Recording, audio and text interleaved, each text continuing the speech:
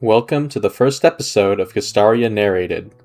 This is an abridged retelling of a Dungeons & Dragons campaign I ran for 4 players over the course of 6 months and 21 sessions.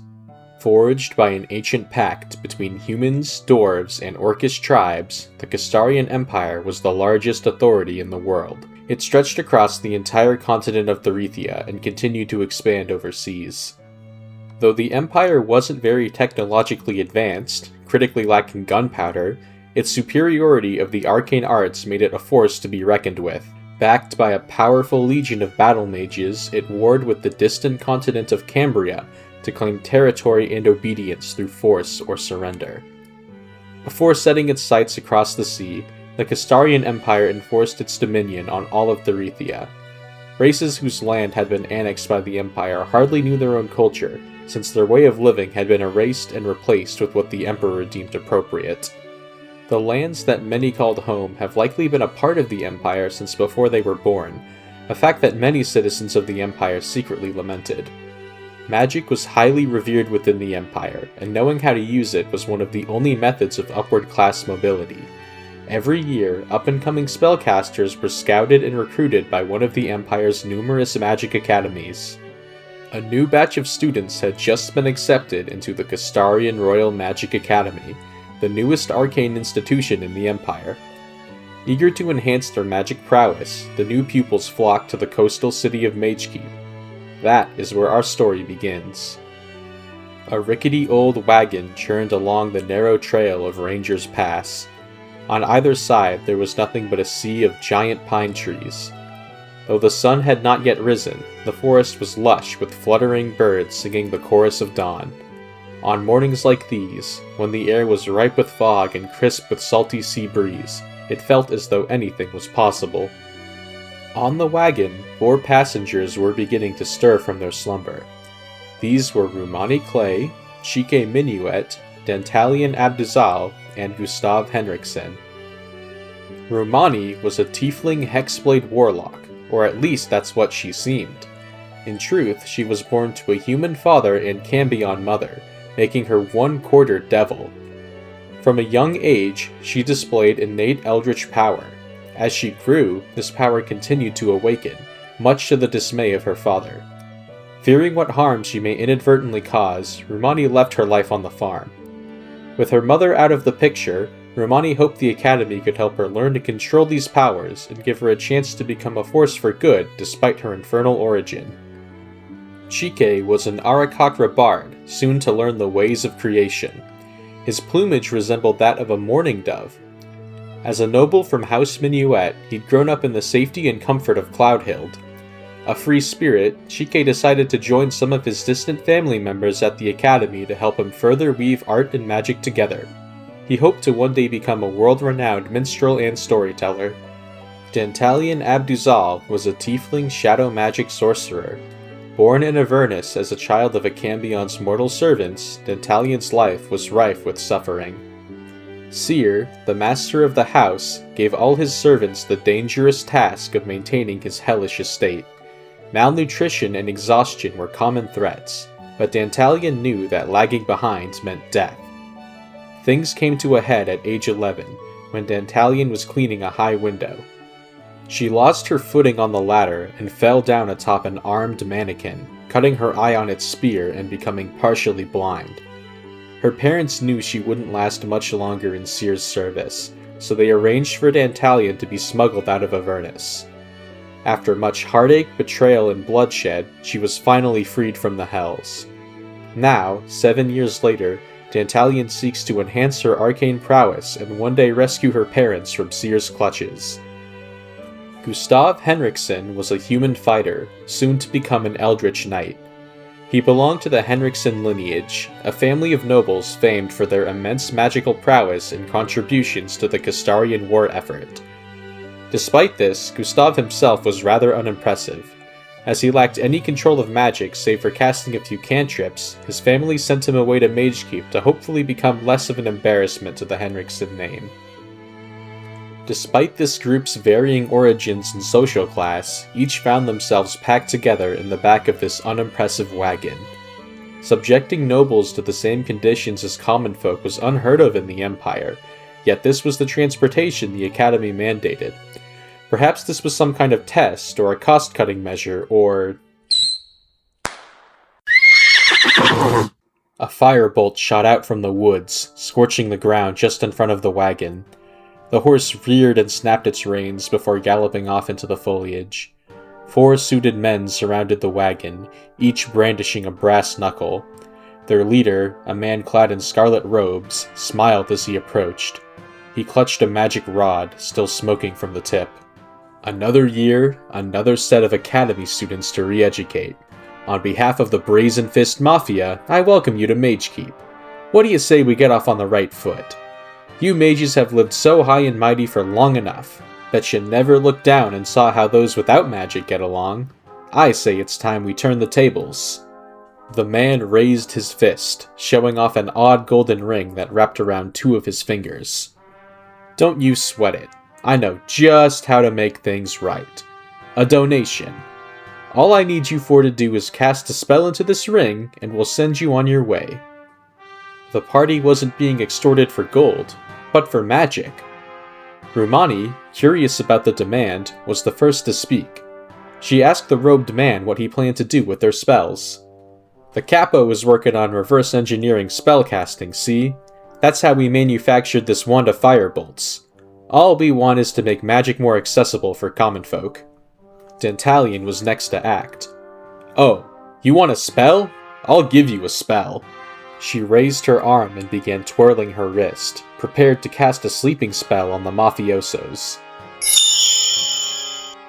However, due to her inexperience, Dantalion didn't vacate the area of her spellcasting and ended up being the only one put to sleep. Gustave watched in abject disillusionment. Oh, was that intentional? I'm going to attribute this to us being uneducated. The air was thick with tension.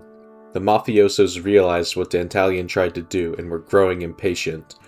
A fight seemed all but inevitable. Then, the party did something unexpected. They complied. Not wanting to be late for orientation, the party offered a healing word, armor of Agathis, and chromatic orb spell. Gustave was, of course, not yet able to cast first-level spells, and was let off with a warning. With the horse still nowhere to be seen, the party continued to Magekeep on foot, assured by the driver that their belongings would reach the academy eventually. Half an hour later, the party emerged from Ranger's Pass and spotted the city on the horizon. Beyond the stone walls and extravagant buildings, sunlight glimmered atop the ocean's surface, welcoming the party to their new home. As the group neared the city gate, they were stopped by a tall man clad in plate mail with a red plume atop his helm. Greetings. As a keeper of this fair city, it is my pleasure to welcome you, students. Before entry, I'll need to see your academy badges to keep a record of your presence. Gustave recognized the knight was a member of the Mage Keepers, a special task force of anti-mages deployed in cities with magic academies. The party handed over their identification, which the Mage Keeper inspected diligently. Everything appears to be in order. Proceed west until you reach the market, and turn north towards the academy. Just keep your noses clean and we won't have a problem. Enjoy your stay in the city. With that, the party set foot into Magekeep. Banners waved and streamers stretched between buildings all around them. The cobbled streets bustled with well-dressed citizens who smiled as the party passed by. It seemed all of Magekeep was celebrating the new students' arrival. Before long, the party approached the Kistarian Royal Magic Academy. It was a grand institution, comparable to a palace with pearlescent spires bearing orange and blue tips. But this was not the time for admiration. Fearing tardiness on their first day, the party rushed ahead. The chatter of students, new and old, filled the air as the party marched into the grand hall. On the far side of the room, under a stained glass depiction of a golden dragon, a human woman clad in lavender robes cleared her throat. She adjusted her crown, red eyes darting around the hall. All conversation ceased. Welcome, students, to another year at the Kistarian Royal Magic Academy. I am Duchess Witchblood, the headmistress of this institution. Each of you are here for one reason. You have a gift. Under our supervision, your gifts will blossom into true power. Here in this room stands the future of the Kistarian Empire, but do not be misled. It will take more than mere gifts to thrive here. Many of you may not succeed. Some of you may die. An uncomfortable silence passed. The Duchess didn't follow that up with anything inspirational. On the topic of preventing death, please welcome to the stage last year's Mage Tower team captain, Oregvar the Vigilant, admirably known as the Hand of God. An orcish male with a bandage over his eye approached the podium. That seemed to break the spell, as another student with fiery orange hair stood up and began cheering. Yeah, Ovi! H-O-G! H-O-G! More students joined in, chanting H-O-G, much to the party's confusion. The orc merely furrowed his brow in apparent disappointment. My name is Oregvar the Vigilant, son of Oreg Grook, conqueror of enemy legions.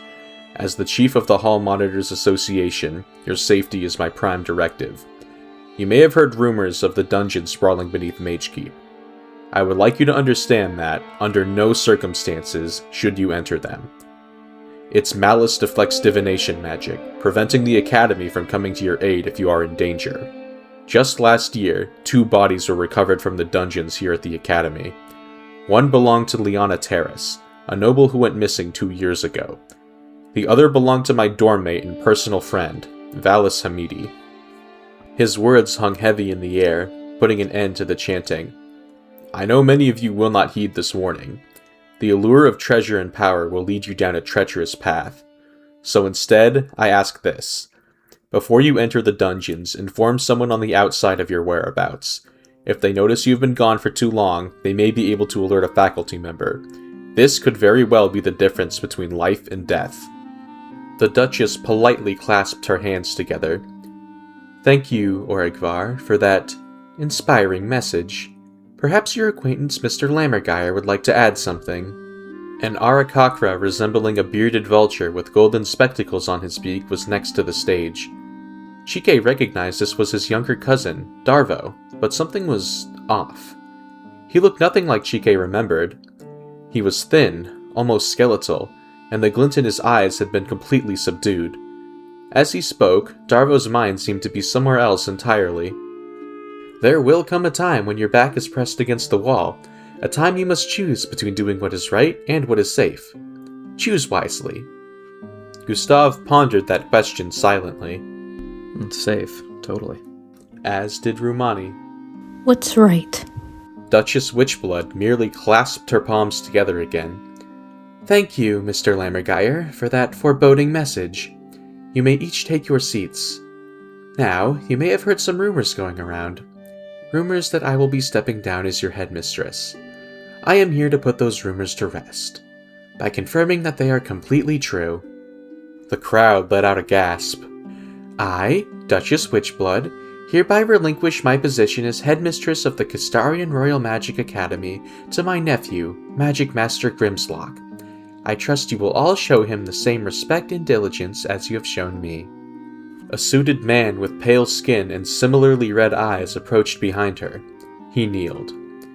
It is an honor. As the new headmaster, I will continue to uphold the Academy's standards of excellence, by requiring that all fledgling students enroll in the Life, Death, and Undeath academic course. Chike felt his heart drop. This change likely meant his performance elective was being replaced. Rumani, on the other hand, felt a bit more suspicious. She squinted at Grimslock. His pale skin, his refined attire, those piercing red eyes. No, surely not. Could Grimslock really be a vampire? Before she had time to ponder this further, the new headmaster continued. I recognize that many of you have had a long journey to reach this place. To that end, I'm sure each of you are eager to receive your housing assignment. Grimslock opened his palms and pushed them outwards. An armada of blue spectral birds flooded the great hall. There were hawks, swans, vultures, and more, though each carried a letter towards a student. Upon opening theirs, the party discovered that they had been assigned to the Crow Dorm. Everyone, connect with your dorm mates and head outside. It is now time for the Academy's time-honored tradition, the Initiation Duel. With varying levels of excitement, the party grouped together and exited the Great Hall. They were directed to an outdoor arena with boulders, fallen logs, and even a couple of moats. A blond human man with intense golden eyes called out from atop a crag overlooking the battlefield. "Listen up, maggots! My name is Leonor Espic, but you will refer to me as Sir! I am the Academy's Professor of Evocation and Abjuration, a class that each of you will be taking. But today, we go further than academia. Today, this is war!" Professor Espic proceeded to explain that the party would be facing off in a duel against the Roadrunner dorm, which consisted of Lucas, a human with spiky hair, Todbert, another human with opaque white glasses, Nevermore, a Kenku with deep purple irises, and Fiscal, a Locatha who resembled an anglerfish. To the party's astonishment, Espic then dove into a moat in the arena before shooting back up like a dolphin. He performed a front flip in the air and landed in the bleachers. "I have only 2 rules. Try not to kill anybody, and don't beg for mercy. The winning side will get extra credit in my class. The losing side will face social humiliation. Soldiers, take your places. Ready or not, this is war." With the shriek of a whistle, the battle began. Nevermore was first up. He hurled a magical insult at Rumani. Half human, half infernal, all worthless. His words dug into Rumani's skin. She tried to retaliate with an eldritch blast, but missed as Nevermore took cover behind a boulder. The air filled with arrows, crossbow bolts, and magic projectiles as each side exchanged missile fire. Chike was the first to go down, taken out by a stray arrow as he rose above the battlefield. Next was Fiscal, struck down by Rumani's glaive.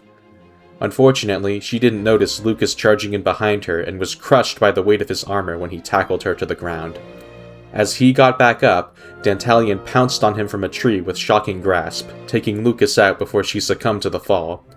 Gustave, Todbert, and Nevermore were the only ones remaining. Todbert pushed up his glasses and unsheathed his wakizashi. He approached Gustave. "Konbanwa, swordsman-kun. Prepare to shine!" Todbert swung his weapon, only to be countered by Gustave's rapier. "Heh, you're pretty good. Are you also a fan of the acclaimed manga Red Nation?" Gustave didn't want to answer that. Instead, he struck back, grazing Todbert's shoulder. "I see now I can hold nothing back. Prepare for my ultimate technique, Zephyr Striker!" Red lightning gathered around Todbert's sword.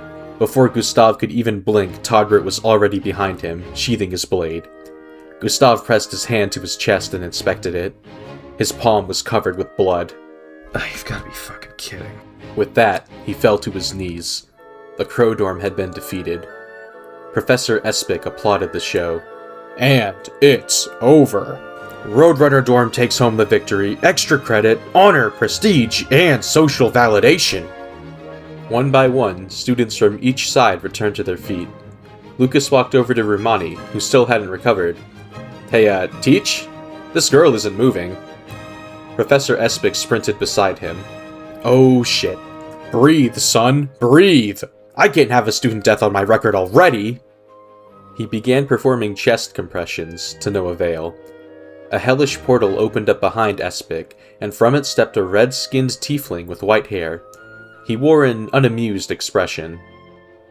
"Step aside, Leonor." The newcomer stretched out his palms, and from them flowed a green healing aura. Rumani could feel her body and spirit being stitched together once more. She awoke with a gasp. The red tiefling held her head up. "Are you okay?" Rumani spoke, her voice strained. Could be better, not gonna lie. "Sorry about that. I keep trying to get the Academy to abolish this foolish tradition. Here."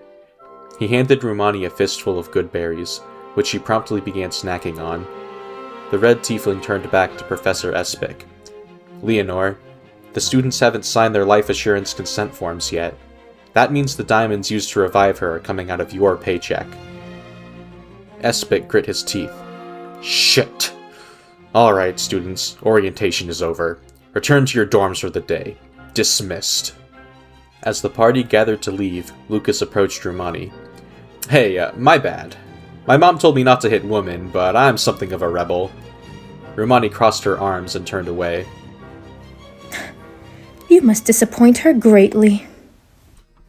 Despite how poorly everything else had gone that day, the party were pleasantly surprised when they reached their dorm. In fact, it wasn't much of a dorm at all, as each student had access to a private bedroom and a bathroom shared with only one other person. Feeling exhausted, the party began settling into their new home. Before long, they were greeted with a knock at the door. Rumani answered it to find the same red tiefling from earlier standing in the hallway. Oh, it's you. Glad to see you're doing well after the match. Apologies, I didn't get to introduce myself last time. My name is Mercenary. I'm your dorm's health and safety officer. Normally, if one of you were in mortal peril, I would arrive to assist you. However, as you heard during orientation, the dungeons in Magekeep are particularly dangerous. They interfere with my divination magic, making me unable to reach you if you are in danger. Keep that in mind if you decide to venture into one. For now, I'd like to ask you to sign these. Mercenary passed out 4 sheets of paper titled Life Assurance Consent Form. Signing means you give the Academy permission to resurrect you if you would perish. If that happens while under the supervision of another professor, they are liable for the fees. Otherwise, you are expected to cover the cost of the diamonds used for resurrection. Dentalian squinted at the contract. Is there any interest? Mercenary chuckled. No, but you will have to cover the cost before graduating. You may be able to get the fee waived by performing a task for the Academy. Gustave was the first to sign. The rest quickly followed and handed them back to Mercenary. Thank you. Here are your schedules. Classes begin in a few days. Before I go, I was asked to hand out these flyers. They're just a couple of extracurricular activities before class starts. Basically, they're quests designed by your professors. Completing them warrants extra credit. Rumani took the flyers and read one titled The Fanged Lair. Test your courage by delving deep into a cave where all is not as it seems. Unearth the treasure within, but be warned. Sticky fingers are often met by stickier traps. Report to Professor Espic and Professor Florel upon completion. She put down The Fanged Lair and began reading the other one. Graveyard expedition. Test your body, mind, and spirit by overcoming riddles, traps, and ghouls in the Magekeep Mausoleum. Recover the Tome of Necrotic Power and learn its dark secrets. Return the tome to Professor Hellas. Though today didn't inspire the most confidence, I would like to still do some adventuring. Might be fun. Gustave perked up upon hearing the words Tome of Necrotic Power. Mercenary glanced around the room. By the way, has he shown up yet? Gustave looked around as well. He? The door flew open. In fluttered an Arakakra with cyan feathers and a beak like a hummingbird's. Hey! It's me! 100% on time! Like a bolt of lightning, the newcomer zoomed over to the sofa and plopped down. Sup?